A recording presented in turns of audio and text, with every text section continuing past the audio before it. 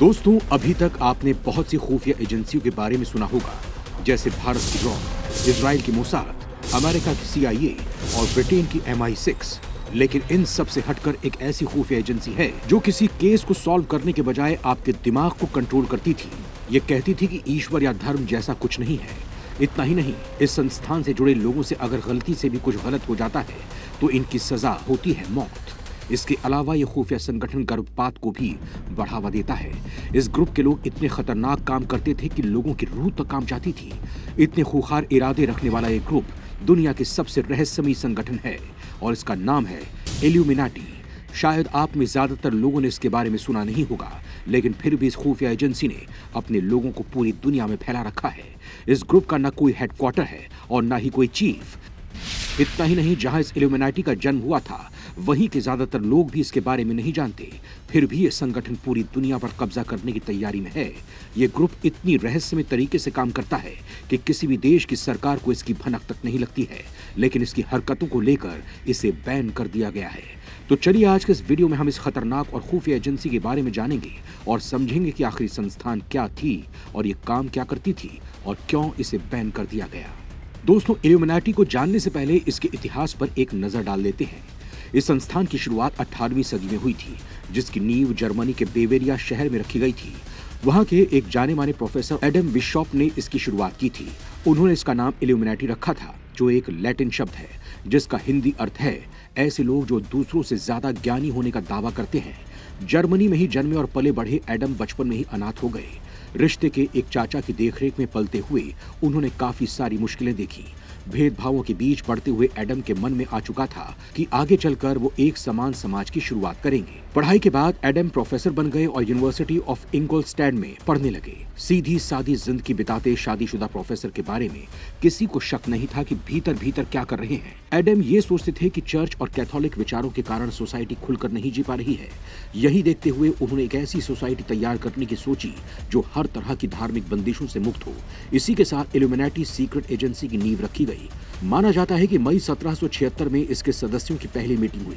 शुरुआत में उनके कुछ छात्र जुड़े, लेकिन धीरे धीरे इल्यूमिनाटी का दायरा बढ़ने लगा और हजारों लोग इस संगठन में आने लगे। बाद में बिशप कई खुफिया बैठकें आयोजित करवाते, जिनमें समाज और सरकार को लेकर कई बातें हुआ करती थीं। इस ग्रुप का कोई ऑफिशियल लोगो तो नहीं है, लेकिन ग्रुप के लोग एक आंख को अपना चिन्ह मानते हैं। इस आंख को एक त्रिकोण में रखकर ग्रुप का लोगो बनाया गया है।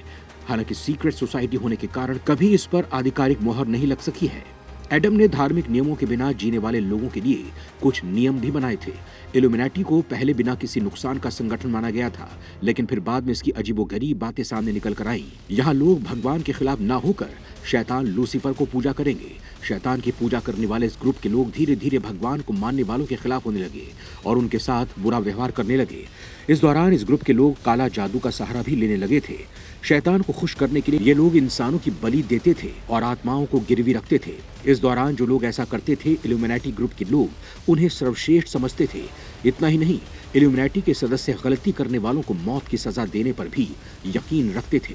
साथ ही ये धर्म पर यकीन रखने वाले मूर्ख मानते थे और उन्हें सजा भी देते थे। इतना ही नहीं, दुनिया के हर देश में जहां गर्भपात लगभग बैन है, लेकिन यह संगठन गर्भपात को बढ़ावा देता था। ग्रुप की इस तरह की बातें सामने आने पर इस पर रोक लगनी शुरू हो गई और इससे जुड़े लोगों को पकड़ा जाने लगा। वहीं इस धरपकड़ में इल्यूमिनाटी सदस्यों के घरों से ना दिखाने वाली इंक जब्त हुई, जिससे आपत्तिजनक बातें फैलाई जाती थीं। इसके साथ ही खुदकुशी को प्रोत्साहन देने वाले साहित्य भी मिले। इसके अलावा जर्मनी की सरकार ने इस संगठन की सदस्यता लेने पर मौत की सजा का फरमान सुना दिया। वहीं संगठन के फाउंडर प्रोफेसर एडम को यूनिवर्सिटी से निकाल दिया गया, जिसके बाद एडम दूसरी जगह पढ़ने लगे और शांत जीवन बिताने लगे।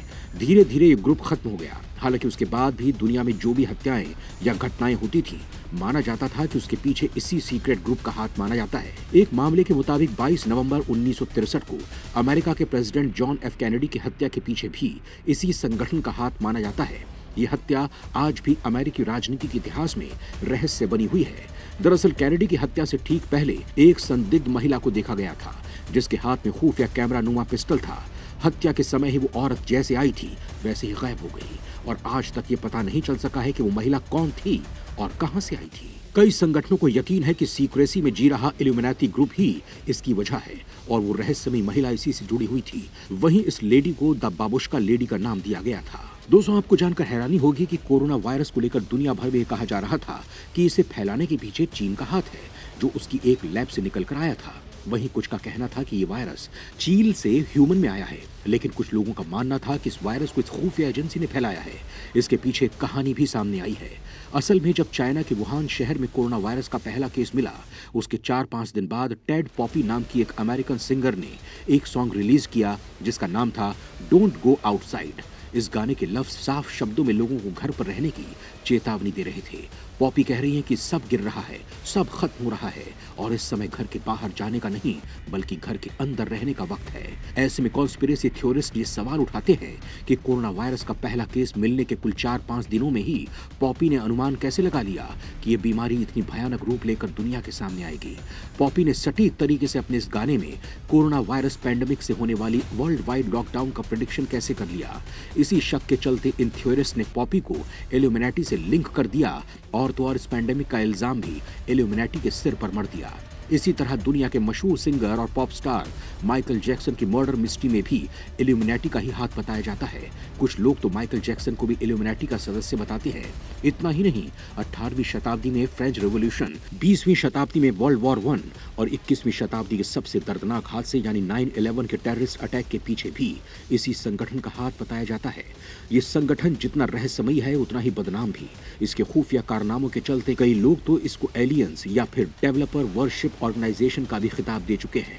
कई लोग तो ये भी कहते हैं कि ये लोग अपने शैतानी मकसद से पूरी ह्यूमैनिटी पर कंट्रोल पाना चाहते हैं। अमेरिका की खुफिया एजेंसी CIA यानी सेंट्रल इंटेलिजेंस एजेंसी के आर्काइव्स में 1991 में पब्लिश्ड आपको एक बुक मिलेगी जिसका नाम था the blood lines of Illuminati. और उस बुक के पहले ही कुछ पेजेस पर साफ शब्दों में लिखा हुआ है कि जितने भी लोग इल्यूमिनेटी से जुड़े हुए हैं वो सब सेंटेंस एलीट है। यूरोप के कई देशों का दावा है कि ये संगठन आज भी हमारे बीच मौजूद है। इसके अलावा इसके सिंबल भी काफी कंट्रोवर्सी में रहा है। वाइडली पॉपुलर बिलीफ के मुताबिक इल्यूमिनेटी का सिंबल है एक ट्रायंगल के अंदर बनी हुई आंख।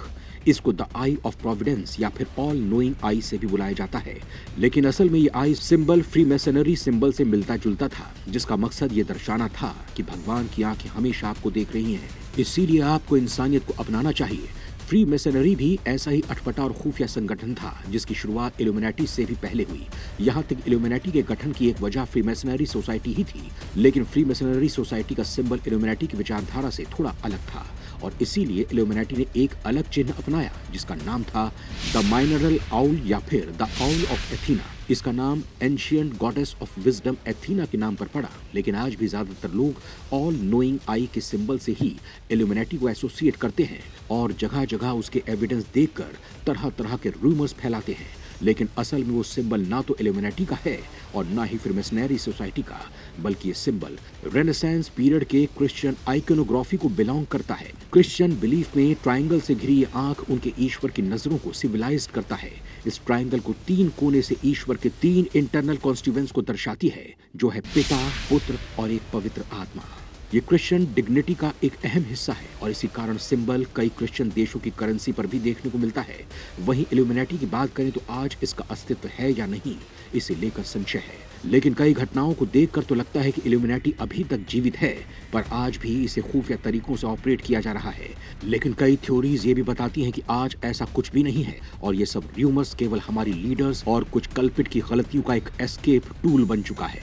लेकिन बात जो भी हो, ये बात तो तय है कि इल्यूमिनेटी का जन्म एक नेक मकसद के साथ हुआ था, लेकिन वो शायद कभी पूरा नहीं हो पाया।